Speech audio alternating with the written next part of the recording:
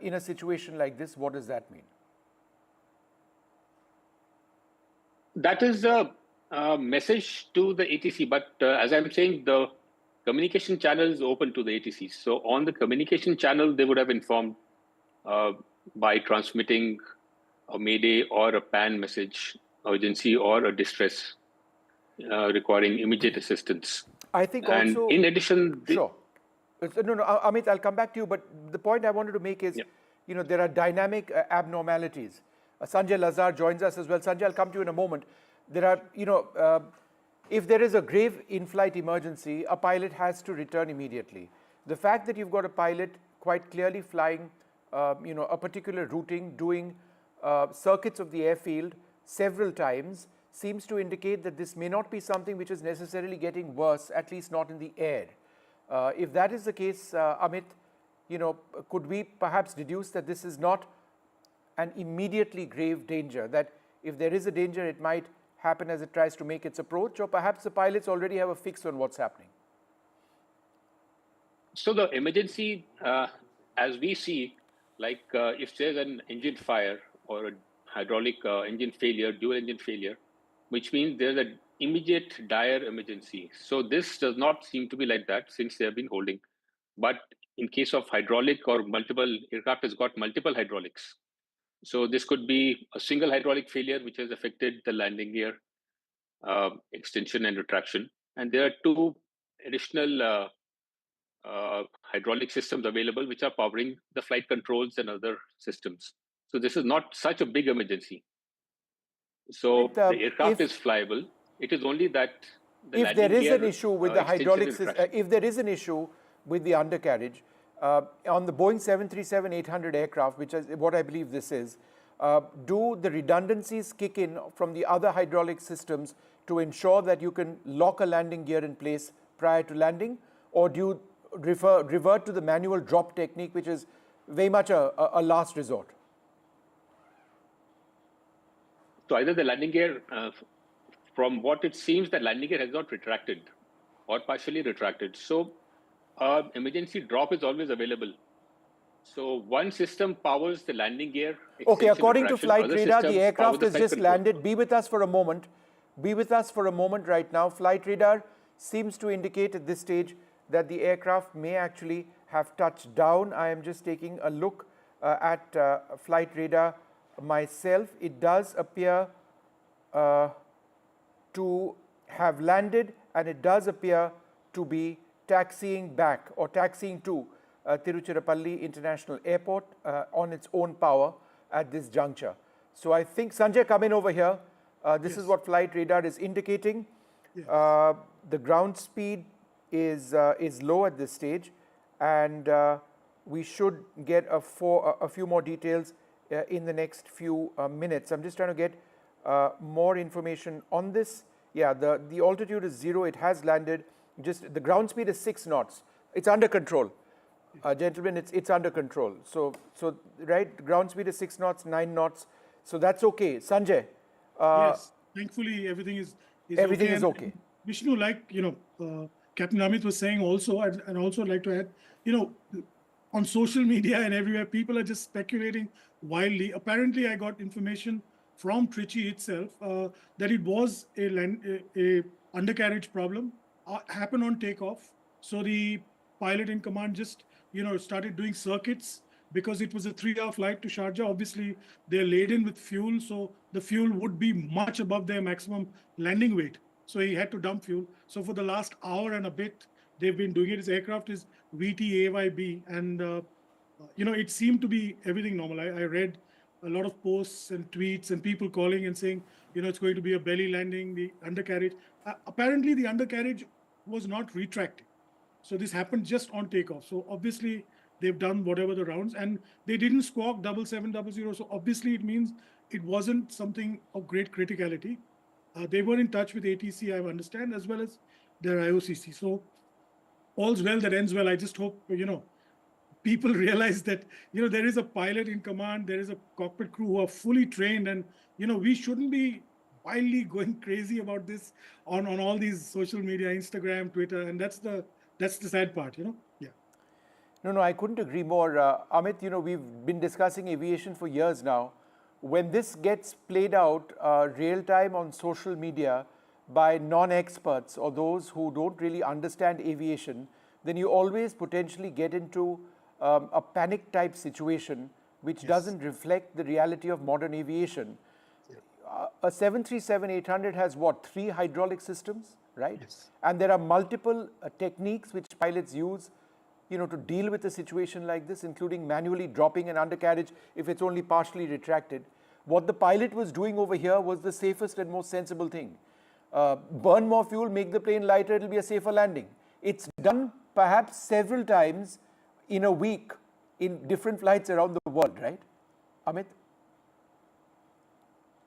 Yeah, correct. So the aircrafts have the capability of landing overweight, which means above the maximum landing weight, but there you have to ensure that certain amount of G's force is not exceeded. But then again, we have to look at the runway length. So if it is a medium to short runway, then it is not advisable to carry out an overweight landing. It is better to burn fuel and bring the aircraft below the max landing weight and within the capability of the aircraft to stop, depending on what kind of failures, because some hydraulic failures affect your braking as well. So the pilot is in the best position to determine what all systems are affected, what are the systems remaining, redundancies, and how best the aircraft can perform at a particular airport, because both engines are working fine, other systems are working fine. So we could always choose another airport which has a longer runway, better facilities. So the pilot is, at that moment, the best judge to determine where to land and what kind of technique. All those are there in the quick reference handbooks and SOPs and procedures, and they have assistance from the IOCC and maintenance staff through VHF channels and other means. So all that assistance is there. Aircraft aviation is inherently very safe. There are multiple redundancies in all the systems. You go to bigger aircrafts, the 777s, 380s. So they have 3 hydraulics, which are powered by the generators. You have air powered, and you have electrical. So multiple layers. So there is the possibility of a failure of all 3 hydraulics is very remote. So all these things are considered when you design an aircraft and the procedures. So that's why at Trichy, the aircraft landed safely, which means that this was a single hydraulic failure, which led to loss of the capability of the aircraft to retract. So there are procedures, like you said, to drop down by gravity. So that would have been deployed, or the aircraft weight to be reduced. So the social media goes abuzz with speculation, but inherently aviation is very safe, and it is designed to be safe, because anything which goes up has to come down safely. So that is the intent. Sanjay, any thoughts? Well, I echo Captain Amit's thoughts completely, and yours, Vishnu. Had it been, a dual failure, then it would have been a complex failure. So it's obviously just one of the systems. And like he says, the drop-down facility was available. It's also very significant that the aircraft didn't climb very high. So it maintained a very low cruising altitude to burn the fuel. And obviously with the gears down, they probably burnt about 3 hours fuel in that 1 hour, I'd imagine, looking at the circuits he did, 1.5 hours. So I'm glad, there was a good pilot at hand, and everything's turned out well. That's at the end of the day, that's all we look forward. Civil aviation is a safe game, and we expect, what goes up comes down safely, like Captain says. Good thinking. Yeah. All right. Well, all's well that ends well. That flight has now landed. It was a mid-air scare, as it were. In as much as we can keep talking about the safety of the aircraft itself, safety of the systems on board, it would be a matter of concern for passengers on board if they are circling over an airport for several hours. The pilots, the crew, they would have told them that we have to return. But again, modern aviation is incredibly safe. Dangerous things in aviation get highlighted, but those are a rarity. We should never, ever forget that. And the pilots were trained, the aircraft was operating, the fact that it was doing circuits of the airfield quite successfully, and I might add with meticulous precision, seems to indicate that nothing really had taken place. And the aircraft, the Boeing 737-800, did land. And Amit and Sanjay, the 737-800, and this is not the MAX variant of the Boeing, which has run into problems in the years. The 737-800 has been a veteran, in a sense, of international aviation. In short to medium haul flights, it has a very decent safety record, right, Amit? Yeah, the 737 is a very rugged aircraft.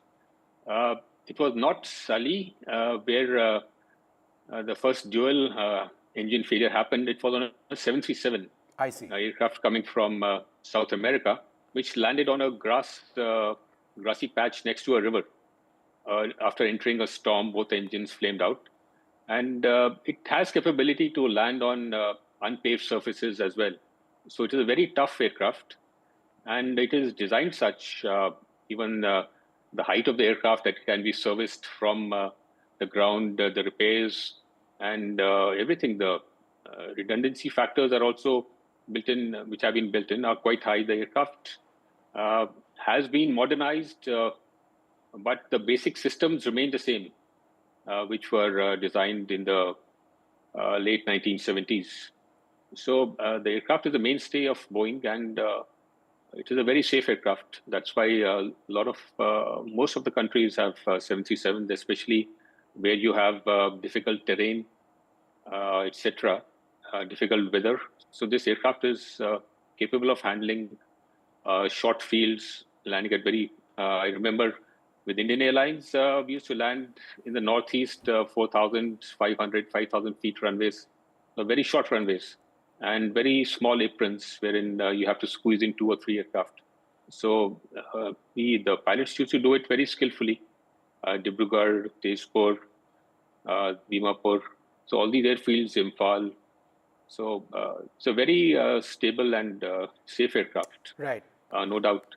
All right, so all's well that ends well. In case you're just tuning in, the panic over the last couple of hours has been because an Air India Express Boeing 737 aircraft on a flight from Tiruchirappalli to Sharjah took off and then had to make a return after there was some sort of a hydraulic systems problem on board. It's landed safely, 140 plus people on board, no worries whatsoever. We'll try and find out what went wrong.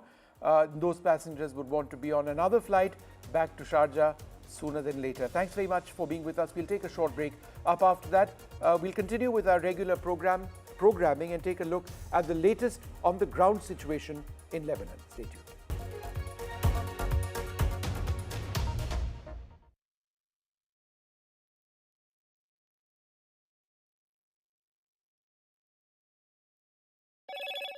Hello, Moto.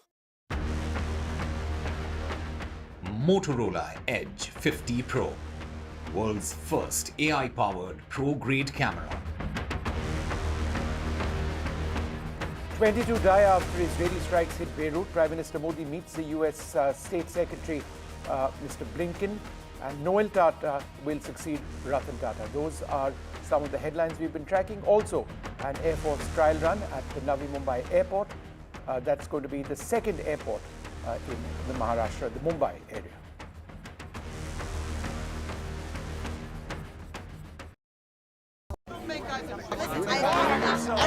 I don't care for no songs and proses. I don't care for no sweet boys with roses. All I want is a touch of love. In a world of shifting power dynamics, India stands tall as a global force. Join us at the NDTV World Summit 2024, where Prime Minister Narendra Modi will unveil his transformative vision for the India century. Be a part of a summit of thought leaders and visionaries, shaping the world's future. NDTV World Summit, October 21st and 22nd on the NDTV network. I don't care for no songs and proses. I don't care for no sweet boys with roses. I'm too busy, baby, making plans on how to get me one of them manly men. All I want is a touch of love. New day, new show, a new experience. Start your day with the news, not views, We bring you stories that matter. and impact your life. News that informs and keeps you ahead.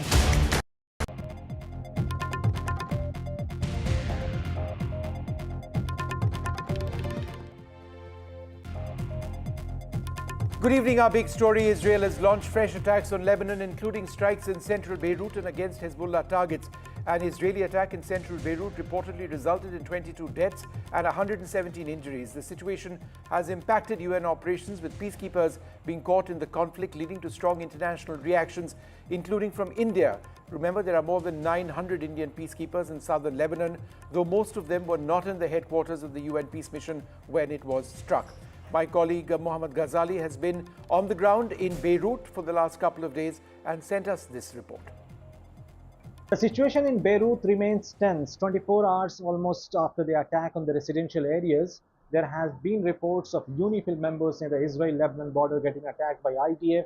The United Nations Peacekeeping Department has criticized Israel as well as Hezbollah, saying that both the parties have created a situation which has put the UNIFIL forces at risk. Even today, in the last 24 hours, there have been two incidents, one in which two UNIFIL soldiers, two UNIFIL peacekeeping forces were injured, and there have been attacks on the UNIFIL headquarters in one of the areas near the Lebanon-Israel border.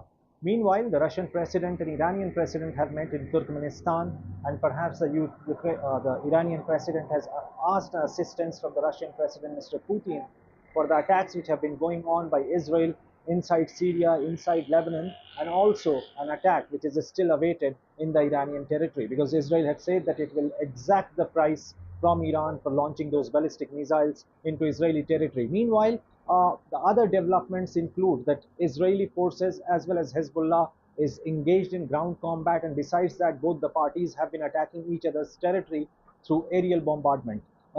As far as Hezbollah is concerned, it is launching rockets towards Israel. Israel has been targeting residential areas along the southern Lebanon, claiming that it is killing the Hezbollah commanders, but there have been civilian casualties as well. Inside Beirut city, the city has now become center for refugees due to the internal displacement of the residents of Lebanon, some of them who are trying to move towards Syria. There are many more, in millions, who are trying to get into Beirut city. Hotels across the city are also circumspect that perhaps if these people get into the hotels for taking shelter, maybe Israel will also target the hotels as well. The tourism sector has taken a hit, and it's an utter situation of confusion and chaos in the city, as nobody knows that which area will come under attack from the Israeli forces. Israel has also announced a couple of days ago that it will try to enter into Lebanon through the sea route, through waterways, to dismantle to dismantle Hezbollah. Meanwhile, the United States have also been appealing Israel to go for complete elimination of Hezbollah. In fact, it's supporting the armed operation by the Israeli forces inside the Lebanese territory. As far as the Hezbollah is concerned, the opinion is divided in the society here in Beirut. We spoke to many people. Some of them consider Hezbollah responsible for bringing the war to the doorstep of Lebanon, but some say that had Hezbollah not been there, Israel would have occupied the territory weeks ago, like it had done back in 1980s and in 2006. But all eyes are now on the peace and mediation efforts by the Arab countries, by the West.